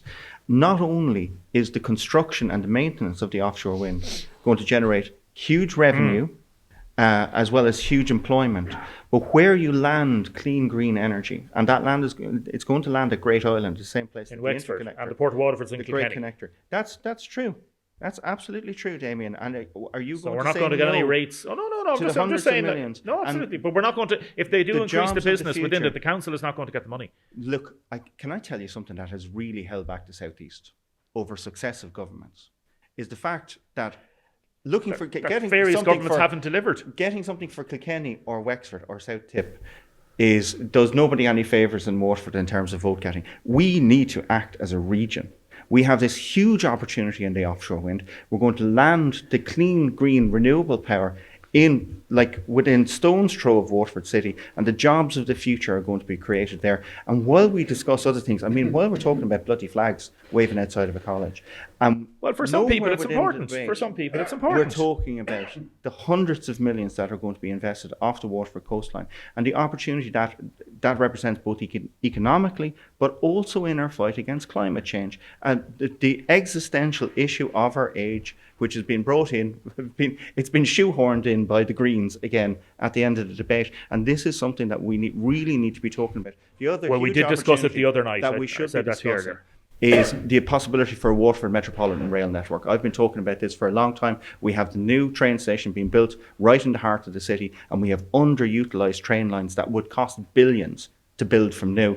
And we should sweat those assets, and we should make sure that we have a carbon neutral, congestion busting way for those 600,000 people who look to Waterford for their services to access the heart of the city. Frank Conway, do you want to come back on any of those points, and why should people vote for you? Well, firstly, I'd like to say that people, respect people's beliefs and opinions as well, okay? No matter how you might perceive them to be incorrect, the perception there from someone's, religiously held beliefs should be respected as well. Regarding Mark's idea of climate change, hundreds of millions invested in offshore wind. Well, you're voicing it here on the table, so it's coming from you. So I think this is going to be an absolute disaster. Hundreds of millions. We see the Children's Hospital. We don't want to go there again, but we see the cost of that. This is going to be a disaster. It's ripping communities apart out in Dunmore East, destroying them, splitting them. It's absolutely disastrous what's going to happen. Imagine the environmental consequences of actually pumping all the concrete and steel. And where's that sourcing from? It's not going to work. It would be better off putting the money into, I know I'm kind of contradicting myself here, but get viable housing, get the university going, get the airport going, and let's build up a proper community for the county. Forget about the offshore winds, forget about solar farms. Clonea and Motul, they're being ripped apart in terms of their community as well. It's 25-year lifespan for these solar panels, and it's actually negatively affecting the planet as well regarding that. Mary Roach? briefly. Can I touch on one point that we just haven't please raised, do, Damien, which is the issue, because it comes wrapping up on up. the door almost as much as housing for me, which is the issue of disability. Yes, and we haven't even got to special Yeah. needs for children as well, and all those different things. Yeah, and it's important to me. I have an autistic daughter, so I know the lack of services that there are for people, and it is just excruciating what people are being put through. So I'm not going to knock anybody else, but what I want to say is that the Social Democrats have said to go into government, they're making it a red line issue, that they will not go in without a senior minister for disability. I just wanted to get there because it's kind of hidden. People are worn out advocating and caring and doing all sorts of things, and that just needs a huge amount of focus. The final point I want to make is, when Waterford needs investment, when we applied for university status back in 2005, the government came up with the Port Report to keep us out of the field. When we wanted 24/7, they came up with the Heritage Report to break up hospital groups and keep Waterford back. When we want the airport, they come up with, you have to have a proper business case or it's going to be reckless spending. Such investment goes into other regions and other hospitals without so much as the blink of an eye. John Cummins. I do want to agree with Mary in relation to special educational needs. It is an issue that comes up on the door, and rightly so. I used my last speech in Shanadairn to raise that issue. It's something I've advocated very strongly on and will continue to do so. And there still aren't enough classes. What I would say is we had 12 additional special classes added for September 2024. We have 4 so far, 2 for St. Paul's, 1 for Glornamara, 1 for Ballycorran. There's 300 that have been approved nationally. I want to see at least the number of 12 delivered for September 2025, and I'm working with schools. But some schools are better than others in being willing to take on. And you've heard all the people on the programme crying and absolutely, texts. I can go through them here now. I deal with it's those, an awful situation. And I deal with those families on a daily basis in my constituency But office. it's partly government failings. But we need to continue to make progress in relation to the provision of those special classes.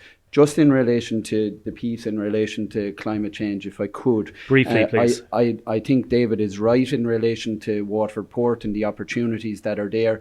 I also believe very strongly, however, that we need to bring people along with us, and we can't vilify any sections of society. I've been out canvassing for the last couple of years, meeting farmers in particular at their gates, and I've seen the actions that they've taken to implement significant changes in farm practices. Is that a criticism of your party colleagues? No, I'm speaking. Who's vilifying? Well, I would say commentators, sections of the media, and certain vested interests that specifically target agriculture never and quite farming. Actually specify who's vilifying farmers. Yeah, no, but what the point I'm making here is, unless you bring people along with you, and you don't you have to bring people along with you on that journey. And I've seen the huge changes that have been implemented across the board in terms of agriculture. They need to be acknowledged for the work. They need to acknowledge the work that they're doing. I have actually, Frank. Yes. John D. Walsh. Have you, Frank? No, I haven't. But you haven't? No, well, I have. Okay. John will take you for John D. Walsh. Well, why should people vote for you, John? Well, why thought we were talking about the we're just finishing up now. We're nearly there. We're finished. The climate change, yeah. Well, if you want to mention climate change, Well, 30 seconds, 40 seconds. The number of unusual events, of storms and hurricanes and everything, has declined by 99% in the last 100 years. If you looked out that window back in 1876, the snow was 6 feet high. The river was frozen over. We don't get those anymore. Right. We don't get those events anymore. Do you agree the climate is warming?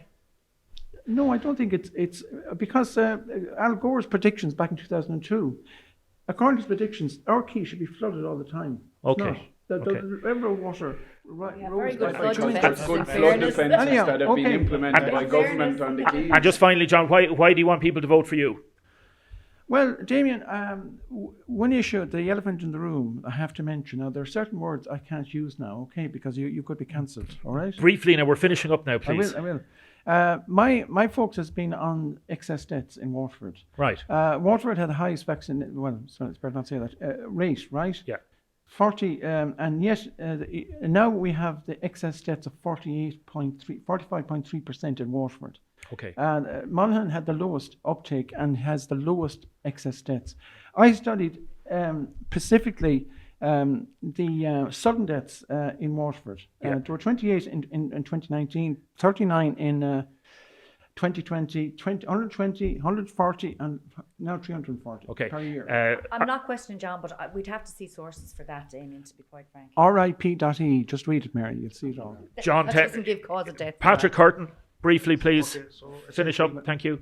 Yeah, no problem. Just why people should Yeah. vote. Yeah. So essentially, we're offering a different alternative than people for profit. We're the only party that is making the commitment not to prop up Fianna Fáil and Fine Gael. Outside of that, I want to be a true voice for Waterford because there's no local TD here that will represent Waterford properly, and I want to be that person. And finally, I'm part of the locked out generation. I'm the second youngest candidate out of 15, and I know firsthand what people are facing, my age are facing, and I want to speak up for them people, along with everyone in between. Marco Kosik, 30 seconds. Yeah, I would like people to give me their number one vote. I have a proven track record. I held the position of assistant government whip during this government, learned an awful lot, and I feel very strongly that unless the Green Party are at the table with their knees under the table, then the existential issues around climate change and nature loss will not be dealt with. It is through the Green Party's involvement in this government that we have made progress on those issues. And I don't want us to be liable for billions of fines in the future when we can take that money and invest in the changes that we need to make in this county, in this country, when we have the time to do it. Sean Cummins, 20 seconds. I'm asking the people of Waterford to vote number one for me on Friday week because I believe it's important that we have a strong Fine Gael representative here that's going to be able to represent this constituency for the next 5 years. I've plugged the gap by being in the Senate for the last number of years. You have more of a say as a TD. I'm in a fortunate position that I'll be the most senior Fine Gael TD in the whole South East if I'm elected, and I'm asking people to give me their support, to give me a chance to represent them in Dáil Éireann. Thank you very much, everybody, for the debate tonight. Really appreciate it. Dean, thanks for doing all the sound, and this will be available as well on Facebook and on YouTube. Jennifer, thank you for producing. Kyle, thank you for taking all the notes and being the best boy in class down there at the back. Fair play to you. Big wave to Kyle. Thank you, everybody here in the Tower Hotel, for your support and for your accommodation. Have a great day, folks. Thank you very, very much. Thank you. Night.